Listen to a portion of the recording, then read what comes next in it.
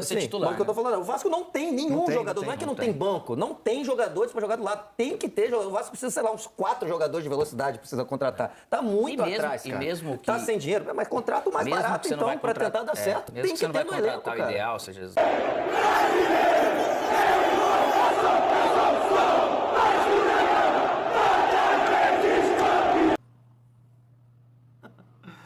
Aí, veja bem, eu não sei o time do Conrado, mas se ele tá impaciente desse jeito, imagina você, imagina eu, imagina o nosso treinador Fábio Carille. Eu tiro a paciência de vocês porque eu falo isso aqui diariamente. Só o Vasco no mundo quer praticar esse estilo de bola. Toque de bola, sem jogador de velocidade. Então, assim, é uma questão de urgência. E o Pedrinho sabe disso porque ele falou sobre isso ali no evento da Copa do Brasil. Mas vamos utilizar essa resenha aí do programa Troca de Passes pra gente trocar uma ideia, projetando esse confronto segunda-feira às 8 horas contra o Sampaio Corrêa, porque o Vasco pode chegar na segunda fora do G4. Além disso, falar sobre mercado da bola. A gente tem aqui informações importantes sobre o Rony e o atacante argentino que o Vasco tentou a contratação no ano passado. Thiagão, fake news? Não, sabe por quê, família? Esse jornalista, que é o Marcos, do canal Detetives Vascaínos, cara, eu gosto muito do trabalho dele e ele só traz a informação quando ele tem certeza. Se você acompanhar o canal dele, ele não fica muito assim com essa questão de especulação e tudo mais, ele traz a informação quando ele tem certeza. E essa informação é dele, eu vou passar aqui pra gente trocar uma ideia também sobre esse atleta. Então chega aí que tem muita resenha nesse vídeo, mas antes, aquela moral, se não for inscrito aqui no canal Vasco em Família, se inscreve, deixa o like e ativa o sininho para não perder os próximos vídeos. Eu já quero começar com essa resenha aí do Troca de Passes, né? Tava por lá o Conrado, o Alex, um debate legal. Mas antes, né, porque é importante também a gente analisar aqui a classificação do Campeonato Carioca, as partidas de hoje, amanhã, já que o Vasco só joga na segunda-feira. Então, como eu disse, pode acontecer do Vasco jogar contra o Sampaio Corrêa fora do G4, pressionando ainda mais. Tá na tela, né? A classificação tá aí, né? Volta Redonda com 16 pontos, Flamengo 13, Vasco da Gama 13, Botafogo 12, Sampaio Corrêa, o nosso adversário, com 12, Nova Iguaçu a gente tem que analisar aqui já, Maricá também, e o Série C pode encostar na gente, mas eu acho que o saldo de gols do Vasco é melhor, e no caso vitórias, a gente tem que acompanhar aqui porque eu esqueci, eu cortei aqui, né? Eu acho que o Série C ganhando vai ter o mesmo número de vitórias do Vasco, vocês podem me corrigir aí se eu tiver errado. Então, o confronto de hoje tem Fla-Flu, então, assim, uma vitória do Fluminense, né, encosta ali no Vasco, mas infelizmente, né, tá jogando uma bola aí o Flamengo nas mãos do Felipe Luiz, né? Boa Vista e Portuguesa, tranquilo esse jogo. Maricá amanhã, então Maricá pode chegar a 14 pontos, ultrapassar o nosso Vascão, e é bem provável que isso aconteça, porque o Bangu não tá ganhando de ninguém, né? Só conseguiu tirar ponto do Vasco. Botafogo e Madureira amanhã, e Volta Redonda em Nova Iguaçu. Tá aqui um outro confronto, né? Botafogo também pode ultrapassar o Vasco, mas tá no G4 ali, e o Nova Iguaçu ganhando do Volta Redonda pode ultrapassar e também, né, entrar ali no G4, então é outro jogo aí importante. Mas por isso, o Vasco tem que fazer a sua parte contra o todo-poderoso Sampaio Corrêa, que tá fazendo uma boa campanha no Campeonato Carioca. Pra gente trocar uma ideia sobre esse jogo, eu quero passar aqui essa resenha do programa Troca de Passes, pra gente debater. Se liga só. Não é fácil, né? A gente viu ali, por exemplo, a explicação do Pedrinho sobre o Bruma, né? Que, pelo que ele conta, né? A questão do Di Maria, se lesiona na última janela, revira a volta, um jogador que você tinha e não veio. Isso é uma questão que às vezes foge ao seu, enfim, do que você pode fazer. Mas, mesmo que o Bruma chegasse, o Vasco ainda precisa de vários jogadores na ponta. A gente falou aqui do Fla-Flu, né? Do Fluminense Vasco, que o Vasco foi muito mal. O Carille optou por entrar com o Paulinho e Paulo na direita, 2 volantes, né? Paulinho e Paulo na direita, e na esquerda o Tietê. Ou seja, não tinha atacante de lado, velocidade, ele opta por esse. Aí você olha para o banco, ele tem o Maxime Rodrigues, um suíço, que veio, nunca jogou bem no Vasco, né? De repente teve algum bom momento, né? Mas não foi bem. E aí são jogadores que ele não confia. Se o Vasco são jogadores que não confia, mesmo quando você não tem ninguém para jogar no ataque, e faltou ainda o Jean Davi, né? O chileno. Ou seja, os caras ficam no banco para volante improvisado. E aí, quando ele vai mexer, o primeiro que sai é o Pumita. Ou seja, tu pode mandar esses caras embora. Se eu sou os próprios jogadores, inclusive, eu peço para sair.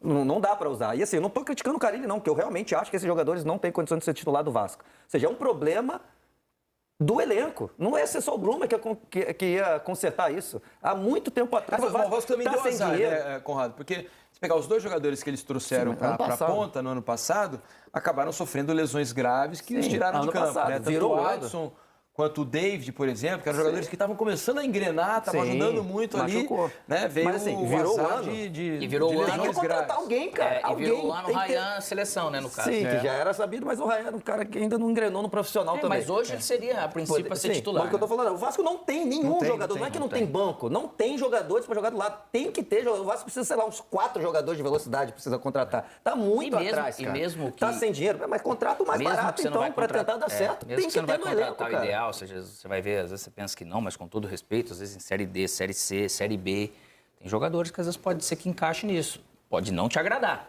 Pode não dar certo, mas eu falo, o pode técnico, não ser o ideal. o técnico tem que conseguir escalar o atacante. E outra, nós não podemos ser levianos aqui, falar que é fácil o trabalho da diretoria. Enfim, fácil é falar aqui. Eu sei que fácil é falar aqui, mas obviamente, o trabalho deles é isso. Pela falta realmente de característica, para o treinador fica muito difícil. Eles vão ter que remar um pouquinho, tentar encontrar alguém para... E a gente fala muito, né? Porque senão o Carille fica muito de mão atada, cara. E a engrenagem do time, ela não vai, né? A gente fala muito de característica de técnico para contratar. O Carille a vida inteira jogou no 4-2-3-1. 2 volantes, 1 meia, 2 caras de velocidade para os caras voltar do lado. Ele sempre jogou assim. Você está contratando um cara que joga assim. Ele não tem esses caras para jogar lá, cara. Ele não tem ninguém para escalar. Tanto que ele tentou equilibrar ainda com a questão do Alex Teixeira, dele tá bem fisicamente, tá fazendo para ajudar junto com o Coutinho. Né? Mas é realmente... E nesse último jogo o Alex ficou no banco.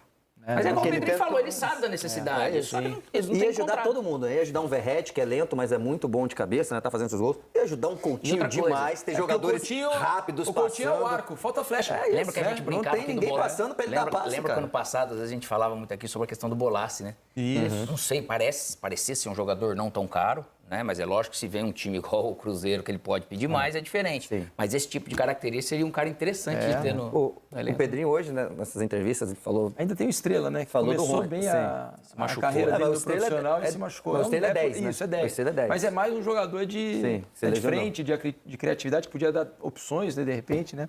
Enfim, o Vasco deu azar também na temporada passada com as lesões, fora Paulinho e... Que estão voltando agora. E Jair, que a gente está vendo a importância. Aliás, a grande notícia do Vasco esse ano, o Paulinho, voltou. Voltou bem, Você fica na dúvida como o cara vai voltar chegou rápido, bem. chegando. O Tietchan jogando que sempre jogou, mas o Paulinho... Você viu a roubada de bola? É um cara que ele é muito... Você pega mais, o tempo todo, né? Marcando e dando opção. E você pega mais o Hugo com o Matheus Cocão, poxa, ele tem 5 realmente meio-campistas ali nessa característica muito boa. O meio-campo tá bem. A questão do esforço e tal, aí vai usar como uma moeda de troca. Você comprou, você tem uma moeda ali que às vezes alguém queira essa característica, né? Tudo que o Esforza, pra mim, não é, ele é primeiro volante. Porque ele realmente não tem pegada. Força, né? Ele tem pra ficar pegando a bola assim, trocando. Então jogue num setor um pouco mais avançado. Tiagão, que cara feia é essa? Não é, família?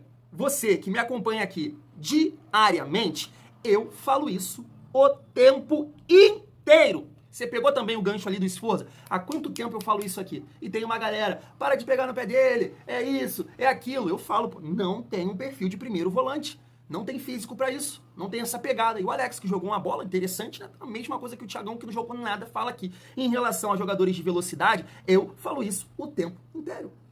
O tempo inteiro, desde o ano passado, né? Poxa, o Vasco quer praticar um futebol, um estilo de jogo que no mundo ninguém joga.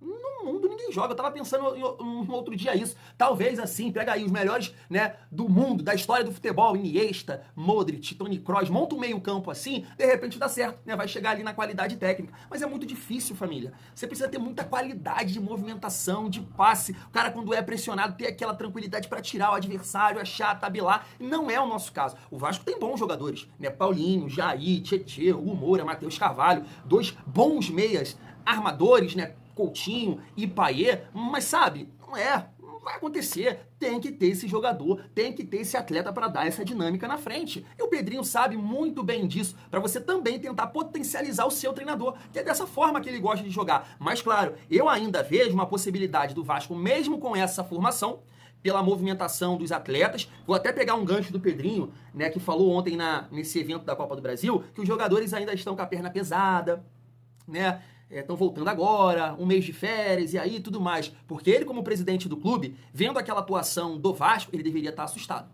Já que ele está ali pagando salário em dia. Então, é um gancho que eu vou pegar e falar assim, não, tá tudo certo. Foi uma atuação pavorosa, que lembra, né, os tempos de 21, 22, 18, todos aqueles anos de Ribamar, Escudeiro da vida, mas a entrega ficou bem abaixo. E se você pegar aí, né, em comparação com Série C, que correu muito mais que a gente. Então, assustou em todos os sentidos, né, a atuação do Vasco naquela quarta-feira. Mas se ele, presidente do clube, que está convivendo com os atletas, está falando que a perna está pesada, beleza? Vamos aguardar aí uma resposta nos próximos jogos, pelo menos de entrega, porque faltou também entrega nesse jogo contra o Fluminense. E aí, família, né, projetando essa questão, né, para o futuro, tem que chegar. Senão o Vasco vai ter muita dificuldade no decorrer da temporada. Para esse jogo contra o Sampaio Corrêa, é aquilo que eu penso, cara, e falo aqui com vocês. Eu sei que muita gente pode discordar de mim, até porque é um atleta jovem, que nem pertence ao Vasco, né, do Nova Iguaçu, que é o Alegria, tem o Zucarello também, mas eu acho que ele vai ter uma certa dificuldade de fazer essa função, porque ele é mais meia armador, até acho que ele pode quebrar o galho, mas nesse elenco do Vasco, eu vejo o Alegria fazendo essa função. Então eu escalaria o Vasco dessa forma que está, com os 3 volantes, com a linha de 4, Payet, no caso, né, que o Felipe Coutinho vai ser poupado, e o Alegria na frente. Né?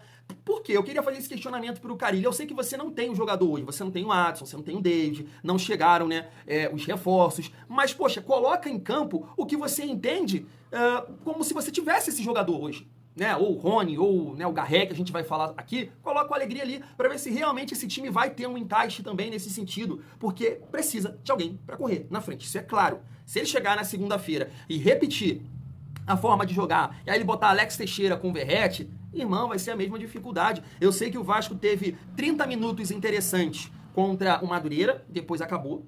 Contra a Portuguesa, né, o placar foi extenso, mas até o Sorato falou sobre isso na Vasco TV, pelo volume que o Vasco tem, precisa criar mais oportunidades. Mas o Vasco tem muita dificuldade de chegar no gol, de criar. Né, fica tocando a bola ali, mas quando passa no campo do adversário, não tem muita dificuldade. E aí no jogo contra o Maricá, né, foi o time misto, time reserva, e aí Volta Redonda e Fluminense ficou assim, escancarado na nossa cara a necessidade de jogadores de velocidade na frente. Então, por esse motivo, eu escalaria o Alegria. Então, meu time seria Léo Jardim, João Vitor e Oliveira, não sei a condição física dos outros, PH e Piton, Jair, Tietê, Paulinho, Payet, Verratti e Alegria. Alguém para correr na frente, família vascaína.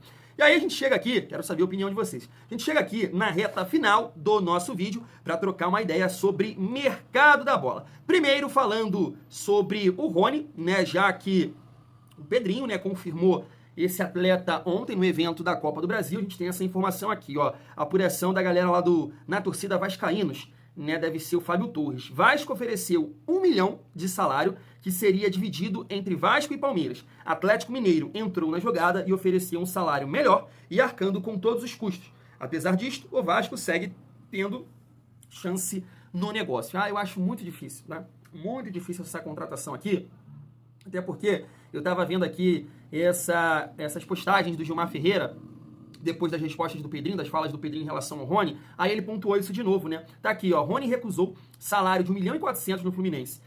Saiba quanto ele quer para deixar o Palmeiras. Aí tem a matéria, mas ele pontuou também essa postagem aqui. Se o Rony rejeitou oferta de 1,6 milhão de salários para jogar no Fluminense, clube que disputará o Mundial da FIFA no meio do ano, acho improvável que ele decida se transferir para o Vasco. Sem esquecer que o Palmeiras já recusou uma oferta de 5 milhões de dólares do próprio Vasco e não aceita emprestar o jogador. Então, assim, acho muito difícil. O Vasco pode tentar, sei lá, a esperança que o Vasco tem nesse sentido, porque, veja bem, como é que pode isso?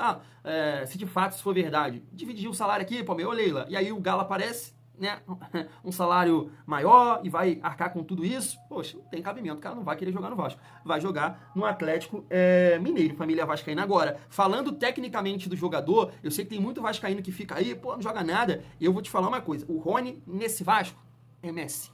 O Rony nesse Vasco é Messi. Mas ele não é isso, ele é aquilo, eu concordo com você, mas nesse Vasco ele é Messi, pela velocidade, pela intensidade, pela correria que ele tem, ele é Messi nesse Vasco, tá bom? E aí eu finalizo aqui o nosso vídeo com essa informação do Marcos, do canal Detetives Vascaínos, falando sobre Benjamin Garré. Tá na tela. Mais atletas, principalmente os de frente, mas os obstáculos são muitos, como o próprio Pedrinho revelou, né, os valores exorbitantes que estão sendo cobrados por aí. Já que estou tocando nesse assunto, vamos complementar essas informações sobre a busca por atacantes. Pedrinho não quis confirmar nomes que tenha interesse, apenas mencionou o Rony do Palmeiras, mas deixou claro que o Vasco está atrás de mais atletas. E como a gente já vinha falando aqui, há atletas mapeados, óbvio. E hoje eu recebi uma informação dos bastidores de que o clube teria interesse, né, no atacante argentino Benjamin Garré, de 25 anos, e que joga no Krylia Sovetov da Rússia. Meio complicado falar. Trata-se de um jogador que o Vasco já tinha tentado em agosto do ano passado, mas naquela ocasião o clube russo havia rejeitado a oferta. Como reza o jornalismo, a gente tenta falar com as partes envolvidas. O Vasco, óbvio, não vai comentar nomes. O Pedrinho mesmo não quis comentar sobre essa situação. Com isso, fui diretamente ouvir um dos representantes do jogador, o agente Martim Camanho, e por suas palavras, há algo sim no ar, viu? O meu questionamento para ele foi justamente perguntar, né, dessa informação do possível interesse do Vasco no atleta e se já tinha chegado alguma sondagem ou oferta atual pelo jogador. E as aspas do agente foram as seguintes, abre aspas, Marcos, é verdade, não posso dizer muito mais. Desculpe. Fecha aspas. Ou seja, para bom entendedor, meia palavra basta. Deixou claro que há sim o interesse, né, do Vasco e alguma tratativa deve estar rolando em andamento, senão ele teria falado se fosse uma simples sondagem. A gente tem que ter essa percepção. Lembrando que o Benjamin Garré é canhoto, atua nas duas pontas, o jogador é formado pela base do Manchester City da Inglaterra, onde ficou do sub-17 até o sub-21. Antes ele passou pelo Vélez Sarsfield, da Argentina. Em 2020 foi comprado pelo Racing, da Argentina, até ser emprestado para o Huracan, onde se destacou e chamou a atenção do time russo. O Garré tem contrato com os russos até junho de 2026, né? Aí que mora a dificuldade. A melhor temporada da carreira foi a de 2023-2024, né? Lá na equipe russa, quando fez 9 gols e deu 3 assistências em 25 jogos. A situação é essa. Provavelmente temos também mais negociações em andamento com outros jogadores aí.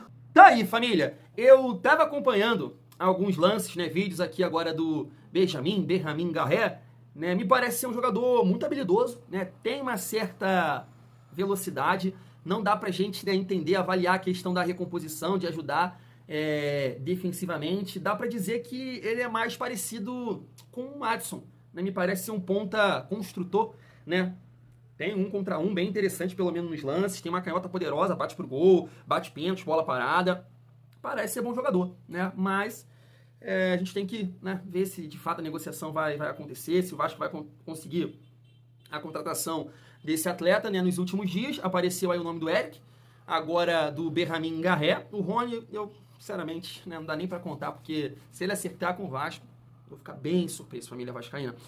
Vou ficando por aqui, tamo junto, muito bom ser Vasco.